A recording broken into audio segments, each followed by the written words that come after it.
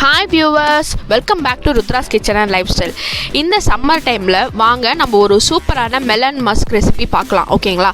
Mellon மஸ்க்னா என்ன அப்படி பார்த்தீங்கன்னா கிர்னி பழம் இல்லை தோசை பழம் அப்படின்னு சொல்லுவாங்க. இதுக்கு தேவையான பொருட்கள் வெல்லம் நான் இங்கே பாகா கரைச்சி ஒரு பேஸ்ட் மாதிரி ரெடி பண்ணி வச்சுருக்கேன். சுக்கு, அதுக்கப்புறம் கிர்னி பழம். ஓகேங்களா?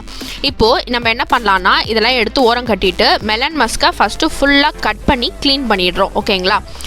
இப்போ நம்ம பண்ணுற ரெசிபி 5 to 6 ஹார் நீங்கள் விட்டு ஒரு ஊறின பிறகு நான் சொல்கிறேன், ஊற விட்டு நீங்கள் சாப்பிட்டீங்கன்னா இன்னும் டேஸ்ட்டாக இருக்கும். ஓகேங்களா?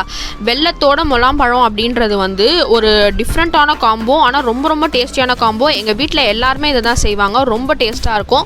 கண்டிப்பாக நீங்கள் இதை ட்ரை பண்ணி பாருங்கள், ரிக்ரெட் பண்ண மாட்டீங்க. ஓகேங்களா? ஸோ நம்ம இப்போ இந்த மாதிரி பாத்திரம் ரெடி பண்ணி வச்சு இப்போ சென்டராக ஒரு கட் பண்ணிக்கோங்க. சென்டராக கட் பண்ணிட்ட பிறகு நீங்கள் பாருங்கள், உள்ளே ஃபுல்லாக விதையாக இருக்கும். ஓகேவா? இந்த விதையவே ஆக்சுவலாக நீங்கள் ஒரு தொட்டியில் போட்டிங்கன்னா உங்களுக்கு அந்த கிர்னி பழத்தோட அந்த கொடி ஆக்சுவலாக வர ஸ்டார்ட் ஆகிடுங்க. ரொம்ப அழகாக இருக்கும் அது பார்க்குறதுக்கு. சப்போஸ் டைம் இருந்தால் ஒரு குட்டி தொட்டியில் கூட போடுங்க, உங்களுக்கு அது அழகாக செடியாக வளர்ந்துடும். ஒரு 3 நாள்லேயே பார்த்தீங்கன்னா உங்களுக்கு செடி வர ஆரம்பிச்சிடும். நான் ட்ரை பண்ணியிருக்கேன், அதனால் சொல்கிறேன். அந்த செடியில் ஆக்சுவலாக எனக்கு 2 கிர்னி பழமும் கிடச்சிது. அந்த வீடியோ தான் நான் உங்களுக்கு அப்புறமா போஸ்ட் பண்ணுறேன். ஓகேங்களா? இப்போது நம்ம க்ளீன் பண்ணி வச்சுருக்க மெலன் மஸ்கை இந்த மாதிரி அழகாக சாப் பண்ணிக்கிறோம். இப்போது நான் இங்கே ஒரு கம்ப்ளீட் ஜூஸ் நான் இங்கே பண்ணல. ஓகேங்களா? இப்போ ஜூஸ் பண்ணுறதுனா என்ன பண்ணுவாங்கன்னா இதை டேரெக்டாக மிக்சியில் போட்டு சக்கரை போட்டு அடித்து ஜூஸ் குடிச்சிருவாங்க. இப்போ நான் சுகர்லாம் இதில் சேர்க்க விரும்பலை. நம்ம இங்கே வேறு மாதிரி பண்ணலாம். ஓகேங்களா? இப்போ நான் எப்போவுமே ஒரு பீஸ் என் குழந்தைக்கு எடுத்து வச்சுருவேன், சில்னஸ் இல்லாமல். இது பேலன்ஸாக நம்ம கட் பண்ணி எடுத்து வச்சுக்கலாம். ஓகேங்களா? எப்போவுமே ஒரு பீஸ் பசங்களுக்கு எடுத்து வைங்க. வேணும்னா நம்ம ஜூஸ் கூட போட்டு கொடுத்துடலாம். இல்லைனா சம்டைம்ஸ் இன்றைக்கி இல்லைனாலும் ஃப்ரிட்ஜில் வச்சிங்கன்னா 2 நாள் இது நல்லாயிருக்கும். ஸோ அதுக்கப்புறமா கூட நம்ம பசங்களுக்கு போட்டு தரலாம்.